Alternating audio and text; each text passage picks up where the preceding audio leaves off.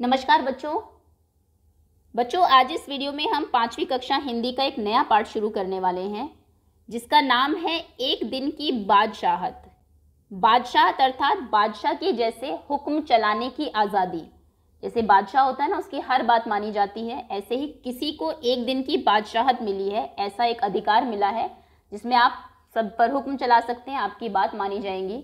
तो चलिए देखते हैं किनको ऐसा करने को मिला है। ये तो हम पाठ पढ़ेंगे तब आप समझेंगे, लेकिन पाठ से पहले जो कुछ नए शब्द पाठ में आए हैं, काफ़ी आपको उर्दू के शब्द इसमें देखने को मिलेंगे, उनके अर्थ आपको पहले बताए जाएंगे, उसके बाद हम पाठ को समझेंगे। प्रश्नोत्तर एक दूसरी वीडियो में करेंगे, अभी सिर्फ लेसन रीडिंग होगी और आपको समझाया जाएगा। कोई भी बच्चा नया हो चैनल पर तो आप चैनल को सब्सक्राइब कर लीजिए, बेल आइकन को प्रेस कर लीजिए। ओके, सबसे पहले शब्दार्थ।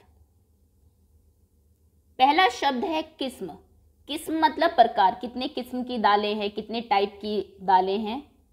मुसीबत, मुसीबत पड़ना, समस्या होना, तकलीफ में आना।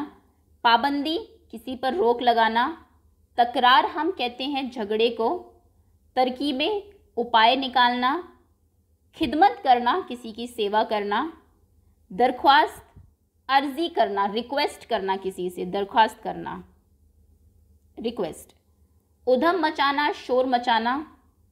इकरार करना, मान लेना, कबूल करना, किसी बात से इनकार ना करना, उसे कहते हैं इकरार। इकरार का ऑपोजिट इनकार होता है, मना कर देना। झापड़ रसीद करना, ये शब्द इस्तेमाल हुआ है, इसका मतलब है थप्पड़ लगाना, किसी को थप्पड़ मारना। बेबस हो जाना, लाचार हो जाना, कुछ कर ना पाना। गुसल खाना कहते हैं स्नान घर, आपके बाथरूम को। गत अर्थात दशा, क्या तुमने अपनी गत बना ली है, कैसी दशा हो गई है तुम्हारी। फौरन मतलब तुरंत, जल्दी से, जल्दी। तुनक्कर, तुनक्कर मतलब गुस्से से, गुस्से में। खून का घूंट पीकर रह जाना, मतलब कि गुस्सा दबा लेना, कुछ कहना नहीं। इम्तिहान, परीक्षा, एग्जाम को कहते हैं। लपके, लपकना मतलब आगे की तरफ बढ़ना। निहायत अर्थात बिल्कुल। हुक्म देना, किसी को आदेश देना। और हर्ज, नुकसान। इस बात में हर्जी क्या है, मतलब क्या नुकसान है। तो ये कुछ एक शब्द है, एक बार फिर से देख लीजिए। हर्ज नुकसान, हुक्म देना, आदेश देना, निहायत बिल्कुल, इम्तिहान परीक्षा, खून का घूंट पीना, गुस्सा दबा लेना। तुनक्कर मतलब गुस्से से, गुसल खाना बाथरूम, बेबस हो जाना, लाचार हो जाना, इकरार करना, मान लेना। दरख्वास्त अर्जी, खिदमत करना, सेवा करना। तकरार झगड़ा करना, पाबंदी किसी पर रोक लगाना। बाकी शब्द तो आसान ही है, आप जानते भी होंगे। चलिए इसी के साथ पाठ शुरू करते हैं। एक दिन की बादशाहत। आरिफ, सलीम, चलो फौरन सो जाओ। अम्मी की आवाज़ एन उस वक्त आती थी जब वे दोस्तों के साथ बैठे कव्वाली गा रहे होते थे। आरिफ और सलीम दोनों भाई जब अपने दोस्तों के साथ बैठे थे, कव्वाली गा रहे होते थे। जैसे आप हिंदी में गाने गाते हैं, ऐसे ही उर्दू में कव्वाली होती है। तभी अम्मी की आवाज़ आ जाती उसी वक्त कि दोनों आओ और जल्दी से, फ़ौरन मतलब जल्दी, सो जाओ। या फिर सुबह बड़े मज़े में आइसक्रीम खाने के सपने देख रहे होते कि आपा झंझोड़ कर जगा देती। आपा कहते हैं बड़ी बहन को, बड़ी बहन। तो जब सुबह ही सुबह बड़े मज़े से सपने देख रहे होते थे कि हम आइसक्रीम खा रहे हैं, तभी बड़ी बहन आती और वो उनको झंझोड़ कर जगा देती और कहती जल्दी उठो, स्कूल का वक्त हो गया। दोनों की मुसीबत में जान थी, बेचारे बहुत परेशान थे दोनों ही।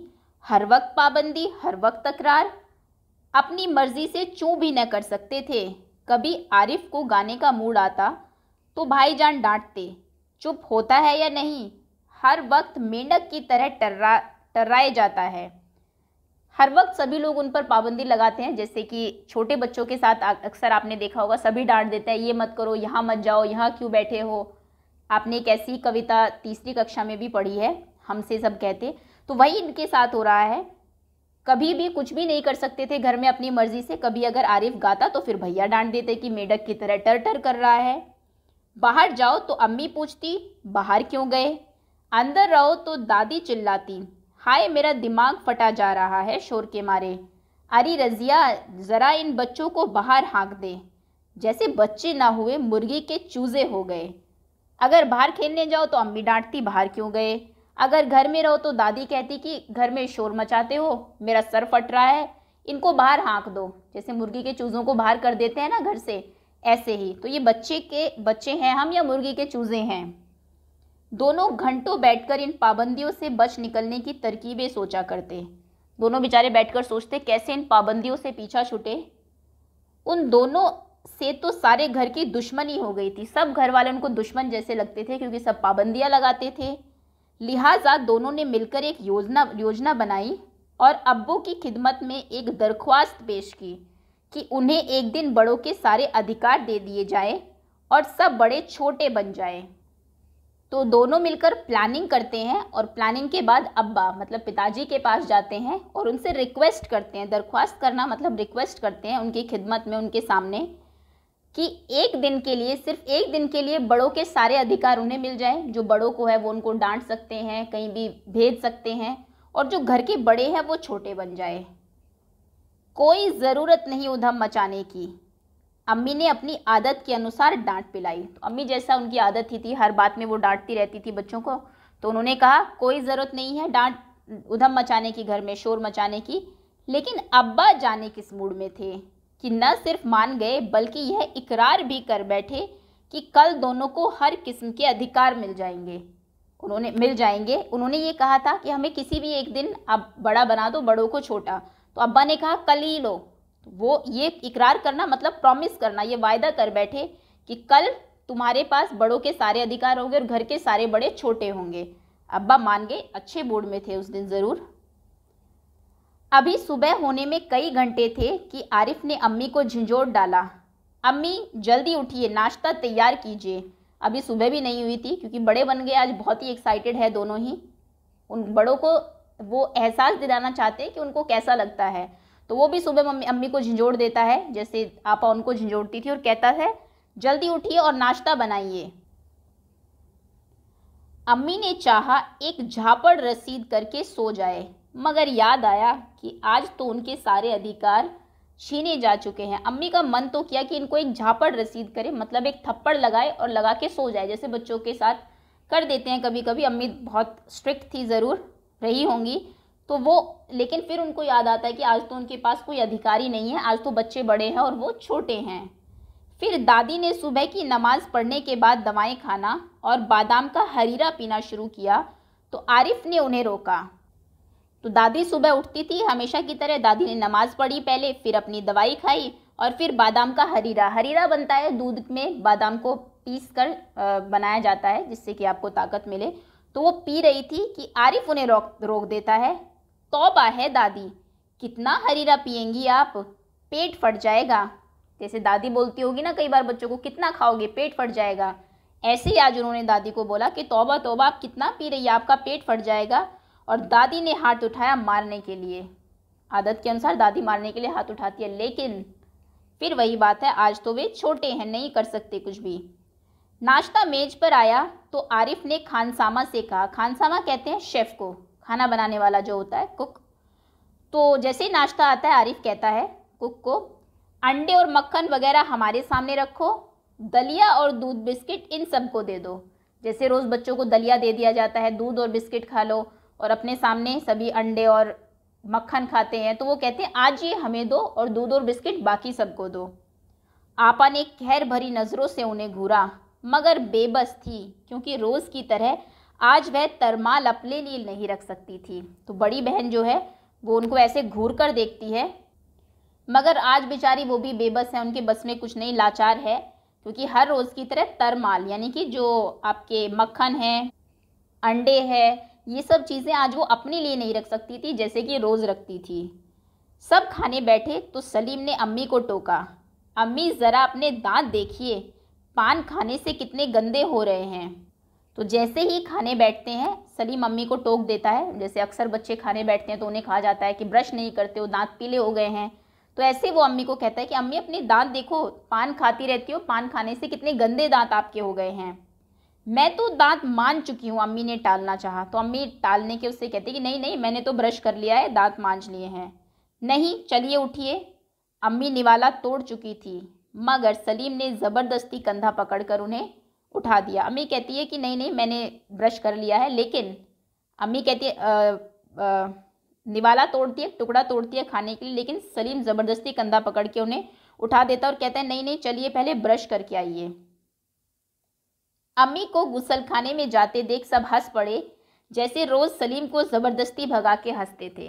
रोज ये सलीम के साथ ही होता था, सभी खाना खाने के टाइम पे उनको ब्रश करने के लिए भेजते थे और फिर हंसते थे। तो आज अम्मी जाती है गुसलखाने मतलब बाथरूम में और उनको देखकर सभी हंसने लगते हैं। फिर वह अब्बा की तरफ मुड़ा, जरा अब्बा की गत देखिए, अब्बा की हालत तो देखो जरा, बाल बड़े हुए, शेव नहीं की, कल कपड़े पहने थे और आज इतने मैले कर डाले। आखिर अब्बा के लिए कितने कपड़े बनाए जाएंगे।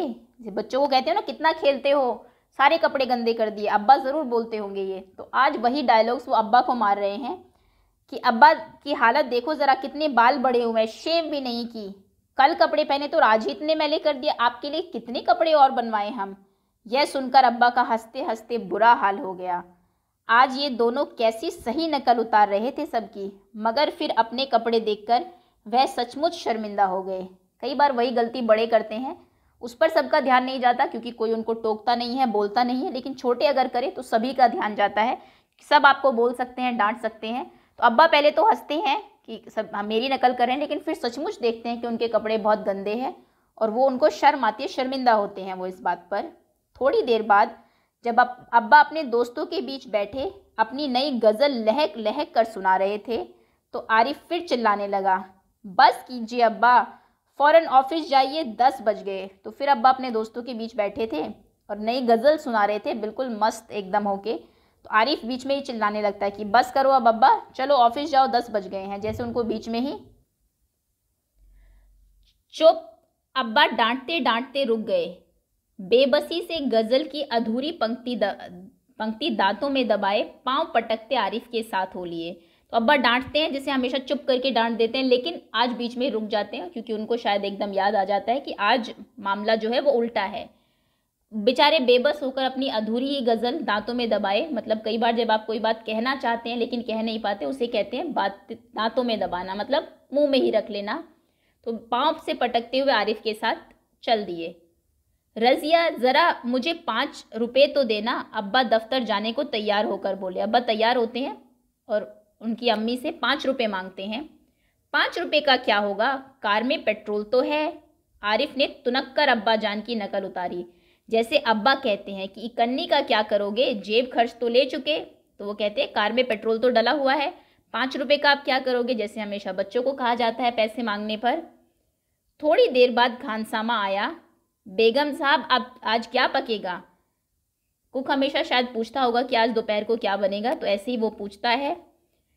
आलू गोश्त कबाब मिर्चों का सालन।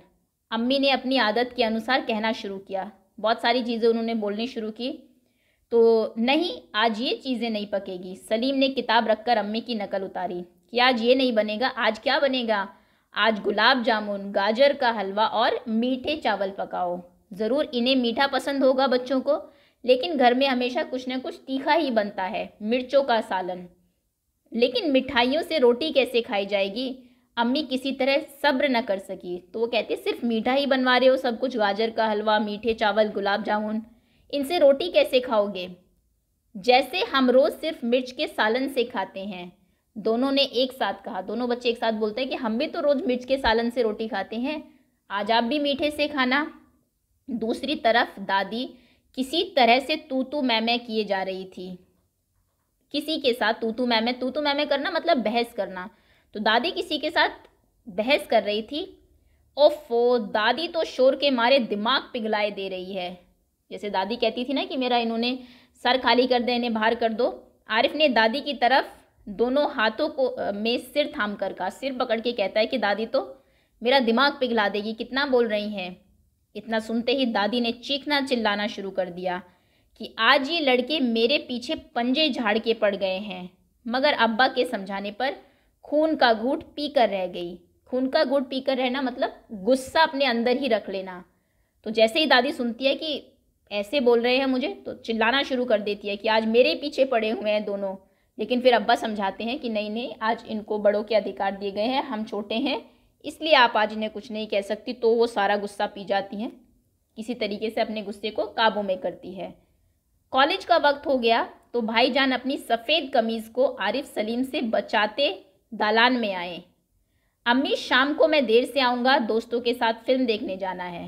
तो भाईजान कॉलेज जा रहे थे और एकदम सफ़ेद उन्होंने कमीज़ पहनी हुई थी और किसी तरीके से बचते हुए कि कहीं ये दोनों कुछ कहे ना, दालान में आते हैं। दालान कहा जाता है बरामदे को। तो बरामदे में बाहर आते हैं और अम्मी से कहते हैं कि मैं शाम को थोड़ा लेट हो जाऊंगा, फिल्म देखने जाना है दोस्तों के साथ। खबरदार, आरिफ ने आंखें निकाल कर उन्हें धमकाया। कोई ज़रूरत नहीं फिल्म देखने की, इम्तिहान करीब है और हर वक्त सैर सपाटे में गुम रहते हैं आप। जैसे भाईजान हमेशा बोलते हैं ना बच्चों को कि एग्ज़ाम आ रहे हैं और सारा दिन घूमते रहते हो, ऐसे ही आज वो उन्हें कह रहे हैं कि आपके भी पेपर आ रहे हैं, इम्तिहान करीब है, एग्ज़ाम पास में है और सारा दिन आप घूमते रहते हैं। पहले तो भाईजान एक करारा हाथ मारने लपके, फिर कुछ सोचकर मुस्कुरा पड़े। पहले तो भाईजान को हमेशा की तरह गुस्सा आया कि ये मुझे कैसे कुछ कह सकते हैं, मारने जाते हैं। लेकिन फिर उन्हें याद आता है क्या वही कि आज उल्टा है और फिर मुस्कुराने लगते हैं हल्के से। लेकिन हुजूर आली, दोस्तों के साथ खाकसार फिल्म देखने की बात पक्की हो चुकी है, इसलिए इजाज़त देने की मेहरबानी की जाए। उन्होंने हाथ जोड़कर कहा। हाथ जोड़ते हैं और कहते हैं कि हुजूर, जैसे बड़े को बोलते हैं, हम पहले से ही दोस्तों के साथ फिल्म देखने की बात कर चुके हैं, इसलिए कृपा करके मेहरबानी करिए, हमें आज इजाज़त दे दीजिए, हमें परमिशन दे दीजिए। बना करे, बस मैंने एक बार कह दिया, मना कर दिया है ना एक बार, उसने लापरवाही से कहा और सोफे पर दराज होकर अखबार पढ़ने लगा। सोफे पे बैठकर अपना अखबार खोलकर वो बैठ जाता है। उसी वक्त आपा भी अपने कमरे से निकली। एक निहायत भारी साड़ी में लचकती लटकती बड़े ठाठ से कॉलेज जा रही थी। आपा भी बाहर निकलती हैं, उनको भी कॉलेज जाना है, कॉलेज जाने का वक्त हो गया। तो उन्होंने एक भारी साड़ी पहनी हुई थी। भारी मतलब ये नहीं कि वज़न में वो बहुत भारी थी, बहुत कड़ी हुई साड़ी थी और पूरी ठाठ से, पूरे फैशन से जा रही थी। सलीम ने बड़े गौर से आपा का मुआयना किया, ऊपर से नीचे मुआयना करता है, देखता है पहले अच्छे से और कहता है इतनी भारी साड़ी क्यों पहनी, शाम तक गारत हो आएगी, इस साड़ी को बदल कर आइए। आज वह सफ़ेद वॉयल की साड़ी पहनना। तो वो कहते हैं कि शाम तक ये साड़ी बिल्कुल गारत हो जाएगी, बिल्कुल ख़राब हो जाएगी, इतनी भारी साड़ी पहनकर कॉलेज क्यों जा रही हो, जाओ और इसको बदल के आओ और वो सफ़ेद हल्की सी वॉयल वाली साड़ी पहन कर आओ। अच्छा, बहुत दे चुके हुक्म, आपा चिढ़ गई। हमारे कॉलेज में आज फंक्शन है।